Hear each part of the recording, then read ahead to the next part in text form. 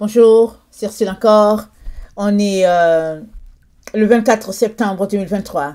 Alors, je viens sur la trompette aujourd'hui encore et je viens proclamer le retour de notre Seigneur Jésus-Christ. Amen. Alléluia, soyons tous bénis, soyons remplis de sa joie. Amen. Alors, un temps d'épreuve pour les habitants de la terre. Amen. C'est dans ça qu'on est. Et c'est pas maintenant que ça commence, ça a déjà commencé depuis un certain temps. Amen. Depuis au moins 3 ans, on est dans cela, mais les épreuves s'en vont en s'intensifiant. Et si nous voulons bien ouvrir le regard, alors on voit, on entend, n'est-ce pas, des catastrophes par-ci, par-là, et puis ça va aller comme ça jusqu'à ce que nos yeux puissent le voir face à face, Seigneur, celui-là, le Seigneur qui nous a rachetés, n'est-ce pas? Alors ça fait partie du plan déjà établi. Le Seigneur nous a parlé, il nous a dit, quand les disciples lui ont demandé quand est-ce que ça viendra, il a dit, prenez garde afin que vous ne soyez pas séduits. Et puis après, il a dit, un peuple va s'élever contre un peuple, une nation contre une autre, et puis ben, les gens d'une même maison, ils seront divisés entre eux. Il dit, mais que cela ne vous inquiète pas, parce que ce sont des choses qui doivent arriver, n'est-ce pas? Alors on est en plein là-dedans. Alors tout pointe sur toi, en tant qu'individu. Comment est-ce que tu vis ces moments-là? Parce que si toi, tu es équipé pour continuer ta course jusqu'à la montagne, alors la victoire est à toi. Jésus-Christ a réservé la victoire pour toi. Tu dois donc te concentrer sur ce que tu es appelé à vivre. Et souvent, on ne sait pas le type d'épreuve qui va venir sur notre chemin. Alors, dans Apocalypse 3, le verset, au fait, 7, Jésus-Christ dit, écrit à l'ange de l'église de Philadelphie, voici ce que dit le Saint, le véritable, celui qui a la clé de David, celui qui ouvre et personne ne fermera, celui qui ferme et personne n'ouvrira. Je connais tes œuvres, voici, parce que tu as peu de puissance, et que tu as gardé ma parole, et que tu n'as pas renié mon nom. J'ai mis devant toi une porte ouverte que personne ne peut fermer. Voici, je te donne de ceux de la synagogue de Satan qui se disent juifs et ne le sont pas, mais ils mentent. Voici, je les ferai venir se prosterner à tes pieds pour connaître que je t'ai aimé. Parce que tu as gardé la parole de la persévérance en moi, je te garderai aussi à l'heure de la tentation, qui va venir sur le monde entier pour éprouver les habitants de la terre. Je viens bientôt. Retiens ce que tu as afin que personne ne prenne ta couronne. Celui qui vaincra, je ferai de lui une colonne dans le temple de mon Père et il n'en sortira plus. On va s'arrêter là. Je viens bientôt. Retiens ce que tu as afin que personne. Amen. J'ai déjà parlé plusieurs fois sur ce passage. Et aujourd'hui encore, le Seigneur me donne de revenir là-dessus. Parce que les personnes qui vont t'empêcher d'atteindre le point que Dieu a pour toi, c'est ceux qui sont autour de toi. C'est eux qui vont t'empêcher d'arriver à ta montagne. Mais tu dois arriver, vaille que vaille. Qu'ils le veulent ou pas. Qu'ils te mettent des embûches sur le chemin ou pas, qu'ils t'insultent ou pas, te dénigrent, te rabaissent, te traitent comme un animal ou pas, tu dois arriver à ta montagne. Amen. Donc, tout tourne sur toi, sur ta personne. Qu'es-tu en train de faire dans le temps dans lequel nous sommes? Es-tu concentré à contempler ton Seigneur, ta Bible en main, tes genoux au sol, en train de prier, pleurer, gémir devant ton Dieu? Si c'est ce que tu es en train de faire, le Seigneur te dit que tu vas arriver. Parce qu'il dit que, voici, je te donne de ceux de la synagogue de Satan qui se disent juifs et ne le sont pas. Il a dit, voici, je te donne ceux-là qui disent qu'ils sont chrétiens mais qui ne le sont pas. Ils vont venir se prosterner devant toi. Tu ne cherches pas que quelqu'un vienne se prosterner à tes pieds. Non, c'est pas ça que tu cherches. Mais ils vont venir. Pourquoi? Parce qu'ils sont tournés contre toi. Ils sont tournés pour te déchirer, pour te manger, pour te déchiqueter. Mais par la grâce de Dieu, tu as tenu les yeux fixés sur ton Seigneur. Et le Seigneur te dit qu'il te les donne. Pourquoi? Pour que tu les mènes à la montagne de l'Éternel. La persévérance, elle est sur le chemin de tout enfant de Dieu. Tu ne dois pas démissionner à cause de la persévérance. Non, tu dois continuer. Et souvent, ta persévérance vient du fait que tu as résisté à ceux-là que tu appelais ou bien qui t'appelait ami, qui t'appelait frère et sœur, qui t'appelait époux, épouse. Tu as résisté pour arriver au point que Dieu a pour toi. Et Jésus-Christ dit que personne ne prenne ta couronne. Allons-y, regardez. dans Luc, attendez, dans Matthieu 10. On va d'abord dans Matthieu 10 pour voir le texte que le Seigneur a pour nous. Matthieu 10 et le verset 34. Matthieu 10, le verset 34. Voilà ce qui est dit.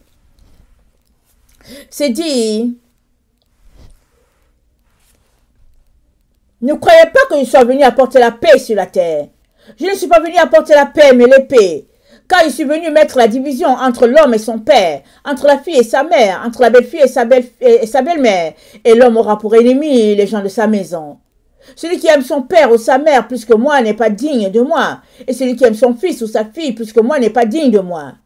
Celui qui ne prend pas sa croix et ne me suit pas n'est pas digne de moi. Celui qui conservera sa vie la perdra. Et celui qui perdra sa vie à cause de moi la retrouvera. Donc voilà, Jésus-Christ a été clair. Il est venu pour mettre la division entre les gens d'une même maison. Alors que cela ne t'empêche pas d'accomplir l'œuvre de Dieu. Que ça ne puisse pas te bloquer. Parce que souvent, ce qui se passe, c'est que quand la lumière de Dieu est là, tous ceux-là en qui les ennemis sont se dressent contre la lumière. C'est à eux de saisir la lumière et de dire, ah, la lumière est là. On va chercher la lumière. On va marcher par la lumière. Mais ce que l'ennemi fait, c'est que quand la lumière de Dieu est là, les ténèbres étant dans les différents cœurs, les ténèbres vont se manifester pleinement de manière à t'intimider, de manière à t'empêcher d'avancer. Mais il faudrait que tu avances.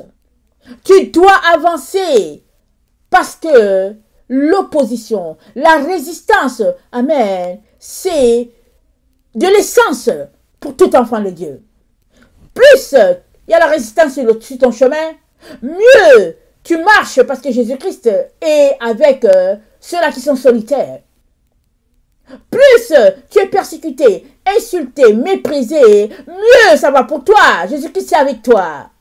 Il ne te laissera pas, il ne t'abandonnera pas. Il a dit, voici, je suis avec toi jusqu'à la fin du monde. Maintenant, c'est au niveau de ton moral que tu dois travailler.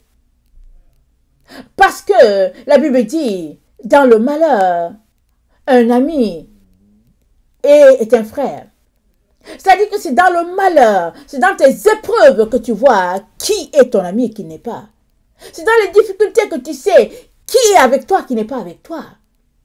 Et maintenant que Dieu ouvre tes yeux pour que tu vois qu'il n'y a personne avec toi, c'est pas le temps d'aller vers eux. C'est à eux plutôt de se tourner vers le Seigneur. Et ainsi va la vie.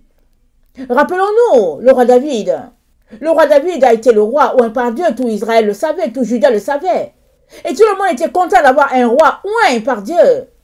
Mais quand David est tombé, non seulement ils lui ont tourné tous le dos, mais ils étaient prêts à le tuer. David marchait, il était dépouillé, il marchait à pied. Et puis tout le monde se moquait de lui. Ceux-là qui ont mangé dans sa cour sont mis à lui jeter des pierres, à le traiter dans le mépris total. Les mêmes qui ont dit, oh oui, Dieu nous a donné un roi, c'est les mêmes qui lui ont jeté les pierres, jusqu'à ce que Dieu le rétablisse. La même chose avec notre Seigneur Jésus. Il a guéri les gens, il a ressuscité des morts, il a fait des miracles, il a multiplié des pains, du poisson, ils ont mangé, ils étaient bien. Mais le jour où il a été trahi devant Caïphe et que on a collé sur lui l'étiquette de mort, les mêmes gens, ils l'ont insulté quand il passait avec sa croix. Mais avant d'avoir la croix pour aller jusqu'à Golgotha, dans la cour de Pilate, ils ont dit crucifiez-le. Ils ont dit laissez aller Barabbas, mais crucifiez celui-ci. Pourtant, Jésus-Christ les a bénis. Alors tout cela pour dire que ainsi va la vie. C'est toi qui dois arriver au sommet de ta montagne. Et alors que tu es au sommet de la montagne, c'est comme ça que tu pourras tirer ceux-là qui veulent vraiment. Tu pourras les tirer en leur tendant la perche. Et la perche du Seigneur, ce n'est pas forcément une ficelle. Ce n'est pas forcément une corde. La perche du Seigneur, c'est souvent sa révélation. Et nous sommes dans le temps où il nous donne la révélation des révélations. Ce n'est pas juste les prêtres et les sœurs qui ont besoin d'être chastes. C'est tout le monde qui a épousé le nom de Jésus qui a besoin d'être chaste à son Seigneur. Qui a besoin d'être réservé à son Seigneur. qui a besoin de quitter les voies du plaisir et de se tourner vers les voies de l'esprit. Alors si tu dis que tu appartiens à Jésus, il est temps pour toi de plier bagage du monde des ténèbres où tu te trouves, où tu t'assois, où tu te vautres, parce que, à ton avis, tu as droit du plaisir, parce que tu es, entre guillemets, marié.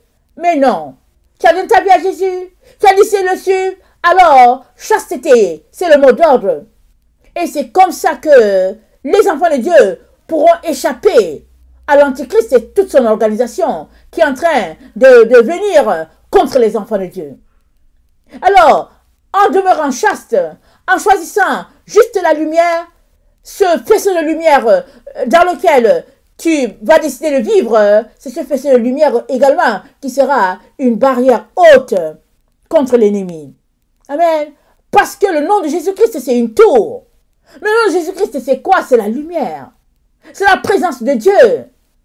Tu ne peux pas dire que tu marches selon Jésus-Christ et que tu es sous la vue du Très-Haut et en même temps marcher dans le péché. Te vautrer dans les plaisirs. Et le monde entier est dans le plaisir. Le monde entier marche pour avoir droit au plaisir. Chacun marche réclamant quelque chose. Il y a même des femmes qui marchent pour réclamer d'avoir le droit de tuer le fruit de leurs entrailles. Tout le monde marche sur cette terre pour réclamer quelque chose. Afin qu'il y ait un décret qui leur dise que oui, vous avez le droit au plaisir. Mais Jésus-Christ cherche tous ceux-là qui disent, nous avons décidé de marcher selon la loi de notre Dieu. Fais-tu partie de ceux-là? Alors Jésus-Christ te dit, ne regarde pas tous les autres qui veulent te retenir. Ils viendront de ta maison, ils viendront de tes entrailles, ils viendront de ton entourage, ils se diront tes amis, mais ils sont juste là pour te détourner. Garde le focus sur ton Jésus et avance. Parce que la Bible nous dit, dans Isaïe 30, que nous sommes dans le temps où tu verras ceux-là qui t'instruisent, mais tu verras aussi tes ennemis. Parce que c'est comme ça que c'est. Allons-y, regardez dans Isaïe 30. Isaïe 30. Au verset 19, c'est dit, oui, peuple de Sion, habitants de Jérusalem, tu ne pleureras plus. Il te fera grâce quand tu crieras. Dès qu'il aura entendu, il t'exaucera. Le Seigneur vous donnera du pain dans l'angoisse et de l'eau dans la détresse. Ceux qui t'instruisent ne se cacheront plus. Mais tes yeux verront ceux qui t'instruisent. Tes oreilles entendront derrière toi la voix qui dira, voici le chemin, marchez-y. Car vous irez à droite et vous irez à gauche. Et vous tiendrez pour souiller l'argent qui couvre vos idoles, et l'or dont elles sont revêtues. Tu en disperseras des débris, comme une impureté. Hors d'ici, leur diras-tu. Alors il répandra la pluie sur la semence que tu auras mise en terre, et le pain que produira la terre sera savoureux et nourrissant. En ce même temps, les troupeaux paîtront dans les vastes pâturages.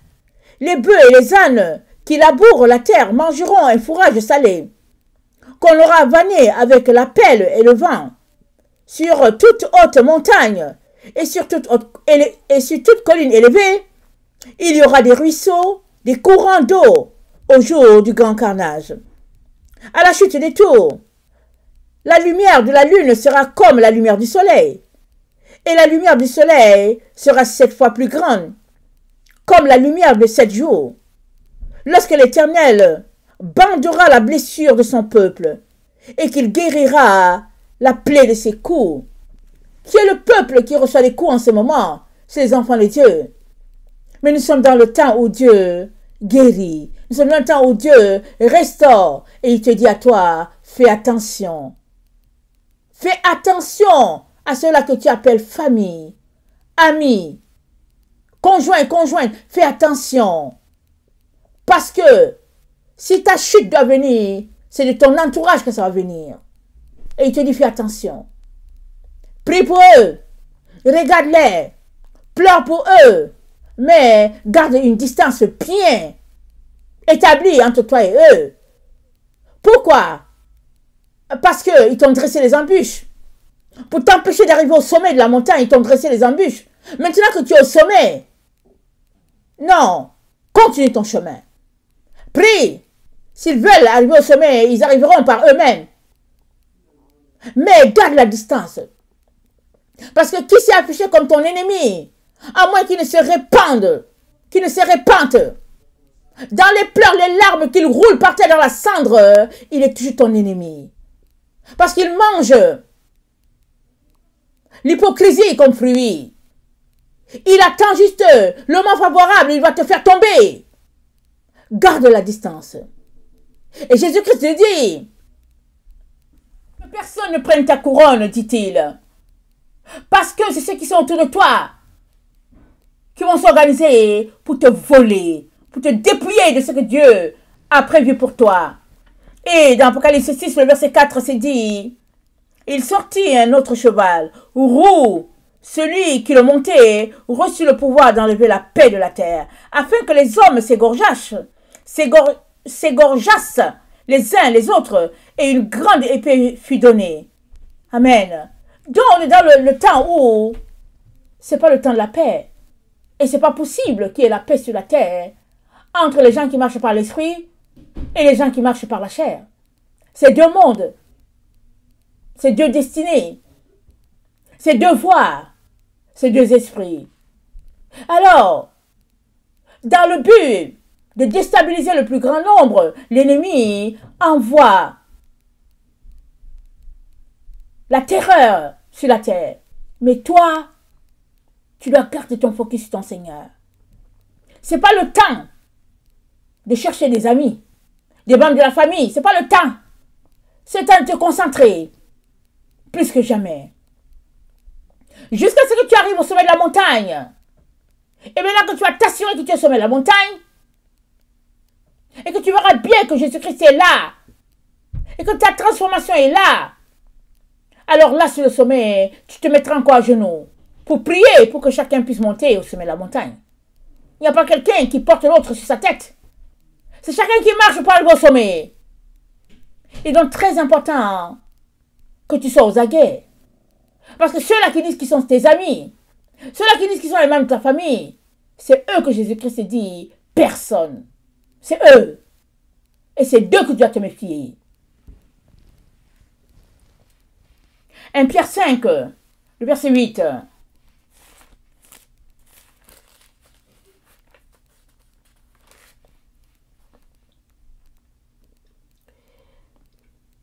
Soyez sobres, veillez. Votre adversaire, le diable, rôde comme un lion rugissant, cherchant qui il va dévorer. Résistez-lui avec une ferme, sachant que les mêmes souffrances sont imposées à vos frères dans le monde.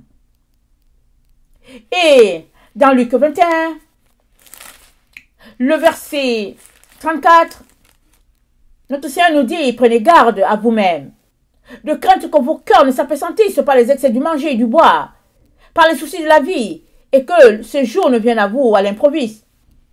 Car il viendra comme un filet sur tous ceux qui habitent sur la face de la terre. Veillez donc et priez en tout temps, afin que vous ayez la force d'échapper à toutes ces choses qui arriveront, et de paraître debout devant le Fils de l'homme. Prenez garde. C'est-à-dire quoi? Soyez vigilants. Soyez vigilants, c'est ce qu'il nous dit. Et en même temps qu'il nous dit d'être vigilants, il nous dit, notre adversaire rôde, comme un lion. Il cherche qui il va dévorer. Et en même temps, il nous dit, je voulais guérir Babylone. Jérémie 51. Mais Babylone ne peut être guérie. Laissez-la à ses adultères. Laissez Babylone à ses passions de la chair.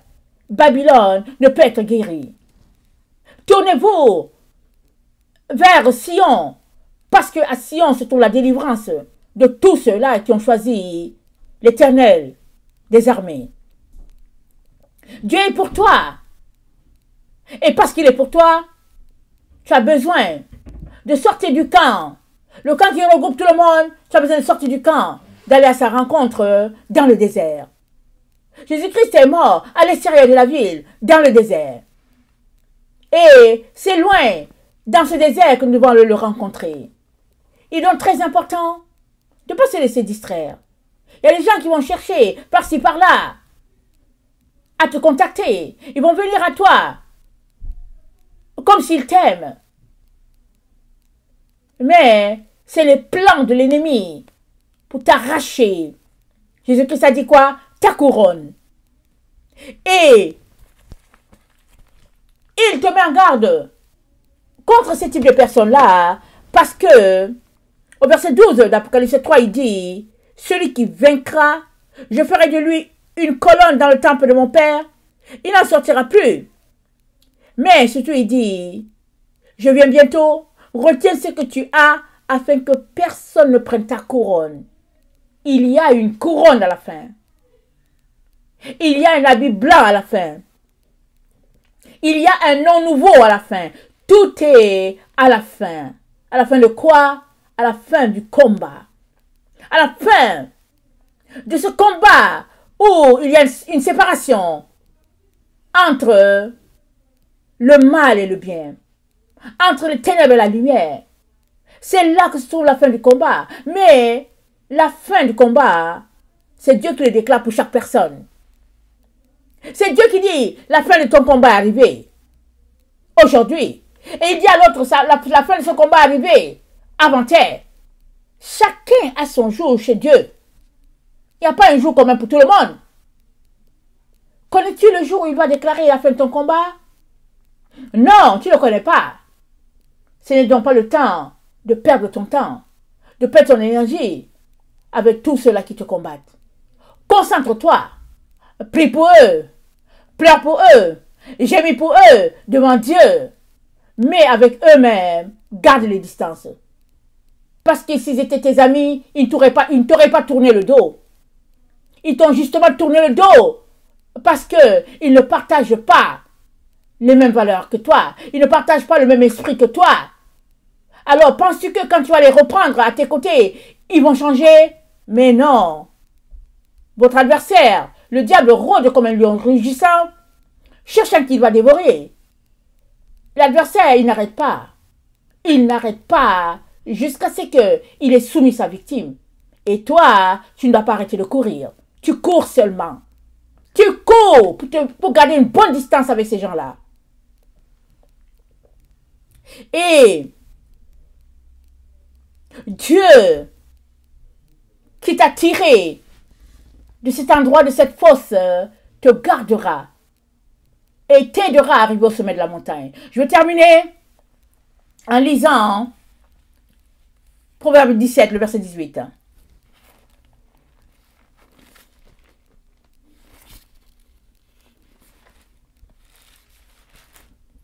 Proverbe 17, le verset 18. Ça dit ceci. L'homme dépourvu de sens prend des engagements. Il cautionne son prochain. Amen. L'homme dépourvu de sens prend des engagements. Il cautionne son prochain. Est-ce que tu sais qui est qui? C'est être dépourvu de sens. Qu'à cette heure où tout le monde court en direction de la montagne, toi tu te mets à cautionner quelqu'un. À poser ta garantie en disant que oh non, mais la personne est correcte. Qu'en sais-tu? Qu'en sais-tu?